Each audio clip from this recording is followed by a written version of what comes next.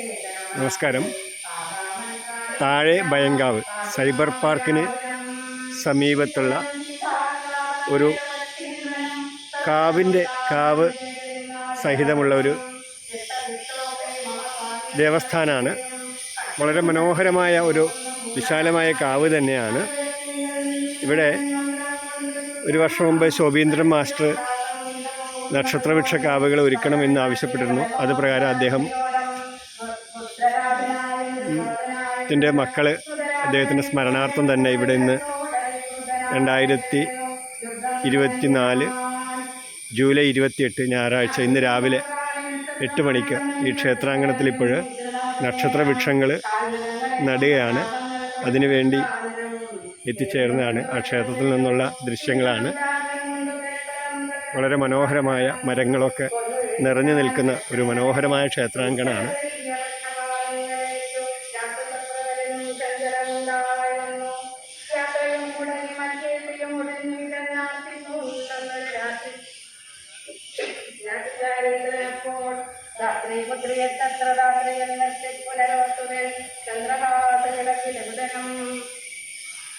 പക്ഷിനായകളുടെ പെട്ടെന്ന് ജനിച്ചപ്പോൾ അച്ഛൻ അച്ഛനായിട്ട്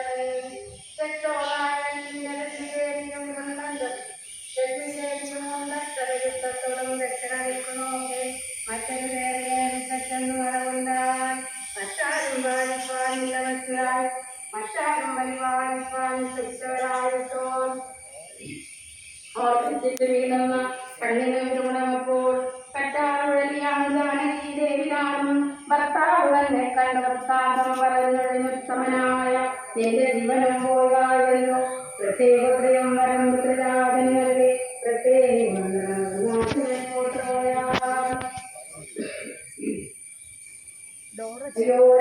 ജഗന്നായകയാന്റെ നിന്നെ ഉപേക്ഷിച്ചു ഭർത്താവേനാഥ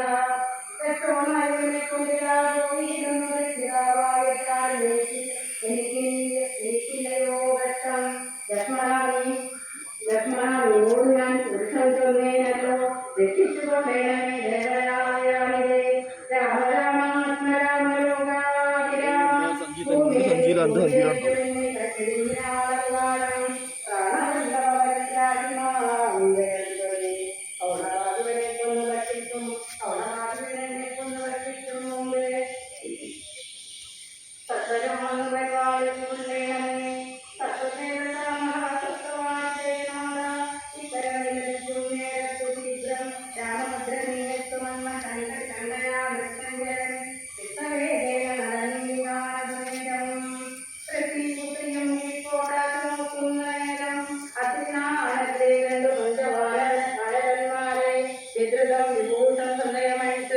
ോത്തൊരിയാദണ്ഡം കൊണ്ട് ബന്ധിച്ചു രാമഭദ്രന് കാണാൻ യോഗം വരികെന്ന കഥാരൻ സീതാദേവി മത്തനാം ദത്തഞ്ചരനീലതുമപ്പോൾ അബ്ദിയും തീരതൽപതനാം സിദ്ധാന്തമധ്യേ മഹാശോകാനമദേശേ ശുദ്ധഭൂതലേ മഹാശിംശപാദം പദനൂലേ വൃദ്ധന്മാരായ നിജാലക്ഷോരാങ്ങളെയും നിത്യവും പരിപാലിച്ചു വെള്ളുറപ്പിച്ചു തന്നെ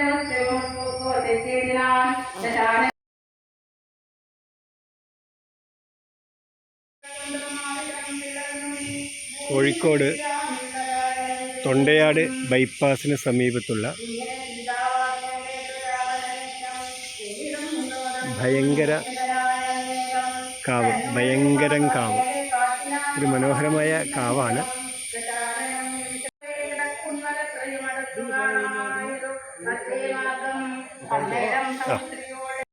നടക്കുമ്പോൾ ഘോരമായ രൂപം കാണായി ഞാനെന്നെ ചെന്നു സന്തോഷനായോ ഞാനുടെ കിടക്കുന്നോ കൊല്ലുവനെ ഞാൻ വൈകാതെ കാണങ്ങളും കേട്ട നേരം പക്ഷിരാജനും ചെന്നാൽ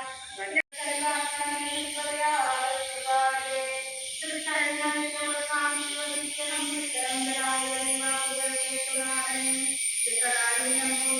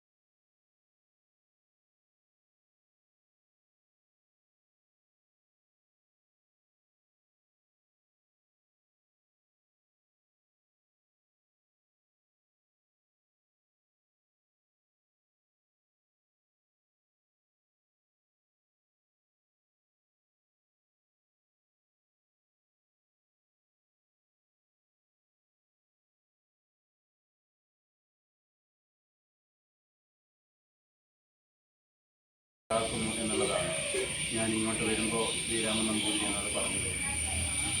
അപ്പം അങ്ങനെ ഒരു ഭാഗ്യത്തിലേക്ക് കൂടെ നമ്മുടെ ഈ നാട് എത്തിപ്പെടുകയാണ്. കൂടുതൽ സംസാരിക്കുന്നതിലൊന്നും അർത്ഥമില്ല. ശ്രീരാമൻ നമ്പൂതിരി നിങ്ങളോട് ഈ നക്ഷത്രവനത്തെക്കുറിച്ച് ഒരു 10-15 മിനിറ്റ് നേരം ചെറുതായിട്ട് സംസാരിക്കും.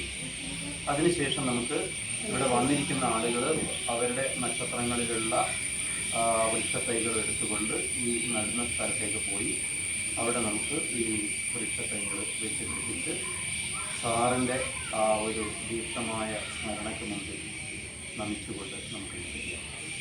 അപ്പം സാറ് എന്നും വൃക്ഷങ്ങൾക്ക് വേണ്ടി ചുറ്റും പച്ചപ്പുണ്ടാകാൻ വേണ്ടി അതിനുവേണ്ടി ഒഴിഞ്ഞു വെച്ച ജീവിതം, ആ ജീവിതം സാർത്ഥകമാക്കി അദ്ദേഹം നമ്മളെ വിട്ടുപോയി. ഇനി നമുക്ക് ചെയ്യാനുള്ളത് അദ്ദേഹം നമ്മളോട് ചെയ്യാൻ പറഞ്ഞ കാര്യങ്ങൾ കുറച്ചെങ്കിലും മുന്നോട്ട് നിൽക്കാൻ കഴിയുമെങ്കിൽ അത് ചെയ്യുക. സാറ് ചെയ്ത പോലെ മാഷ് ചെയ്ത പോലെയൊന്നും നമുക്ക് ചെയ്യാൻ കഴിയില്ല. മാഷ് ചെയ്തു തന്നതിൻ്റെ ആ ഒരു അനുഗ്രഹത്തിൻ്റെ ധൈര്യത്തിൽ, ആ ഒരു ശക്തിയിൽ കുറച്ച് നമുക്ക് മുന്നോട്ട് പോകാൻ ശ്രമിക്കാം. അതിനുവേണ്ടി നമുക്ക് കൂട്ടായ്മയിൽ പ്രവർത്തിക്കാം എന്ന് മാത്രം പറഞ്ഞുകൊണ്ട് ഈ നക്ഷത്രബന്ധത്തെക്കുറിച്ച് ചെറുതായിട്ട് നിങ്ങളോട് സംസാരിക്കാൻ വേണ്ടി ശ്രീരാമൻ നമ്പൂതിരിയെ ക്ഷണിക്കുക. കൃതികളായതുകൊണ്ടാണ് നിങ്ങൾക്കിന്നിവിടെ ഇരിക്കാൻ സാധിച്ചത്. അത്രത്തോളം പൂർവികരുടെ സുഹൃതം തുളുമ്പി നിൽക്കുന്ന ഒരു സ്ഥലമാണ്. എനിക്കത് പറയുമ്പോൾ എനിക്ക് തോന്നിയൊരു വീക്ഷണം കൂടിയാണ് അവിടെ അവതരിപ്പിക്കാറ്. എനിക്ക് പറയാനുള്ളത് എന്താ വെച്ചാൽ, ഞാനിപ്പം മാഷോട് പറഞ്ഞ് ഷെയർ ചെയ്ത് കഴിഞ്ഞു.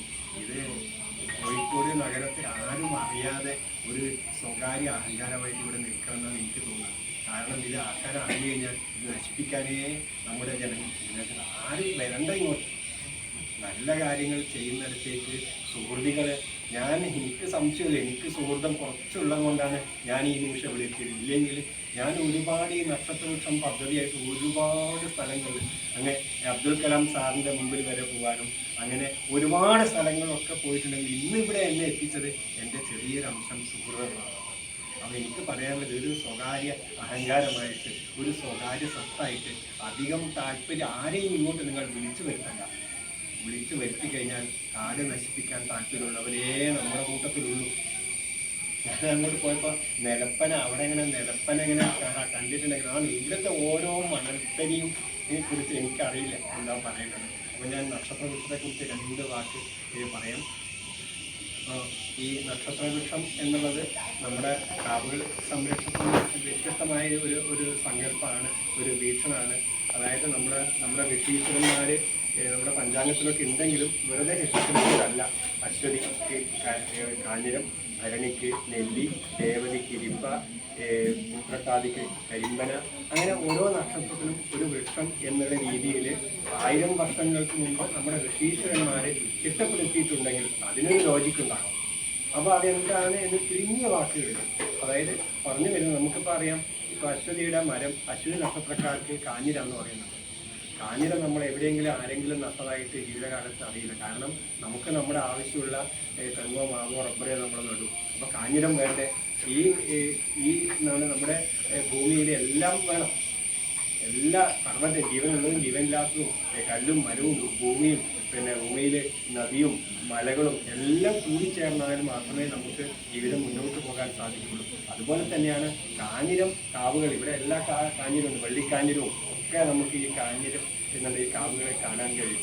അപ്പോൾ ഓരോ നക്ഷത്രക്കാർക്കും ഓരോ മരം എന്ന രീതിയിൽ ചിട്ടപ്പെടുത്തിയതിൻ്റെ ഒരു യുക്തി കൂടി ചെറിയ രീതിയിൽ ഞാൻ പറഞ്ഞുകൊണ്ട് 1-2 മരങ്ങളെക്കുറിച്ചും പറഞ്ഞ് ഞാൻ അവസാനിപ്പിക്കും. അതായത് ഓരോ നക്ഷത്രക്കാരും അവരവരുടെ നക്ഷത്ര വൃക്ഷം പരിപാലിക്കുന്നത് കൊണ്ട് അത് അവർക്ക് ഗുണം ചെയ്യും എന്നാണ് പറയുന്നത്. ആ വൃക്ഷം അവർക്കൊരു പോസിറ്റീവ് വൈബ്രേഷൻ കൊടുക്കുന്നതാണ് പറയുന്നത്. നമ്മുടെ ഗാലക്സിയിൽ അശ്വതി എന്ന നക്ഷത്ര സമൂഹമുണ്ട്. ഈ അശ്വതി എന്ന നക്ഷത്ര സമൂഹം പുറപ്പെടുവിക്കുന്ന ഊർജ്ജകണങ്ങളെ വലിച്ചെടുക്കാനുള്ള കഴിവ് ഈ കാഞ്ഞിരം സ്പീഷീസിൽപ്പെട്ട ഈ മരങ്ങൾക്ക് മാത്രമേ ഉള്ളൂ. ആ കാഞ്ഞിരം സ്പീഷീസിൽപ്പെട്ട, അതായത് കാഞ്ഞിരത്തിൻ്റെ സ്വഭാവമുള്ള മരങ്ങൾ, ആ മരങ്ങൾ അശ്വതി എന്ന നക്ഷത്ര സമൂഹം പുറപ്പെടുവിക്കുന്ന ഊർജ്ജകണങ്ങളെ വലിച്ചെടുത്ത് ഈ അശ്വതി നക്ഷത്രക്കാർക്ക് ഗുണം ചെയ്യുന്നവർ. പിന്നെ ഒരു പ്രഭാഷണത്തിൽ ശ്രീ രാധാകൃഷ്ണൻ സാറ് പറഞ്ഞത് ഈ അശ്വതി എന്ന നക്ഷത്രക്കാരനും ഈ കാഞ്ഞിരം സ്പീഷീസിൽപ്പെട്ട മരങ്ങൾ തമ്മിൽ പോലും അവയുടെ ഘടനയിൽ പോലും ബന്ധമുണ്ടെന്നാണ് പറയുന്നത്. വെറുതെ ഇരിക്കില്ല നമ്മുടെ ഋഷീശ്വരൻ. കഴിവെന്താണ്? തെക്ക് പടിഞ്ഞാറ് ദിശയിലാണ് സൂര്യപ്രകാശത്തിലെ ലാഞ്ചന കൂടുതൽ. ഈ തെക്ക് പടിഞ്ഞാറ് ദിശയിൽ സൂര്യപ്രകാശത്തിലെ ലാഞ്ചന കൂടുന്ന സമയത്ത് അതിൽ നിന്ന് ആ ചൂടിൻ്റെ അളവ് കുറയ്ക്കാനും, അത് മാത്രമല്ല ഇന്നും കണ്ടെത്താത്ത സൗരകണങ്ങളിലുള്ള ഊർജ്ജ കണങ്ങളെ വലിച്ചെടുക്കാനുള്ള കഴിവ് ആർക്കുണ്ട്? പുളിമരത്തിനുണ്ട്, അത്തിക്കുണ്ട്. അത്തിക്ക് അത് മാത്രമല്ല, -10 ഡിഗ്രി വരെ ചൂടിൻ്റെ അളവ് കുറയ്ക്കാനുള്ള കഴിവ് ഈ അത്തിക്കുണ്ടെന്നാണ്. അത്തി തെക്ക് ഭാഗത്ത് നടണം, നിശ്ചയമായും നടണം എന്ന് പറയുന്നു. വീടിൻ്റെ തെക്ക് ഭാഗത്ത് അത്തിയും വടക്ക് ഭാഗത്ത് ഇത്തിയും നടാൻ വേണ്ടി നിർദ്ദേശിക്കുന്നു. അങ്ങനെ വൃക്ഷായുർവേദ ഗ്രന്ഥങ്ങളിൽ നമ്മളെ വീടിൽ നടേണ്ട മരങ്ങളെക്കുറിച്ച് പറയുന്നു. നമ്മുടെ ജീവിതകാലത്ത് ഒരരയാൽ, ഒരു പേരാൽ, ഒരു വേപ്പ്, ഒരരയാൽ, ഒരു പേരാൽ, ഒരു വേപ്പ് ഓരോരുത്തരും നട്ടിരിക്കണം. ഒരരയാൽ, ഒരു പേരാൽ, ഒരു വേപ്പ്. 3 വീതം വ്ളാർ നമ്മൾ കണ്ടിട്ട് പോലുമില്ല. വ്ളാർ, നെല്ലി, കൂവളം. 3 വീതം വ്ളാർ, നെല്ലി, കൂവളം. പിന്നെ 5 മാവിൻ തൈകൾ, പിന്നെ 10 പുളിരസ പ്രാധാന്യമുള്ള വൃക്ഷങ്ങൾ. ഇത്രയും വൃക്ഷങ്ങൾ നമ്മുടെ ജീവിതകാലത്ത് ഓരോരുത്തരും നട്ടിരിക്കണമെന്നുകൂടി നമ്മുടെ വേദഗ്രന്ഥങ്ങളിൽ വളരെ വ്യക്തമായി പറഞ്ഞിട്ടുണ്ട് എന്ന് മാത്രം പറഞ്ഞുകൊണ്ട് നന്ദി, നമസ്കാരം.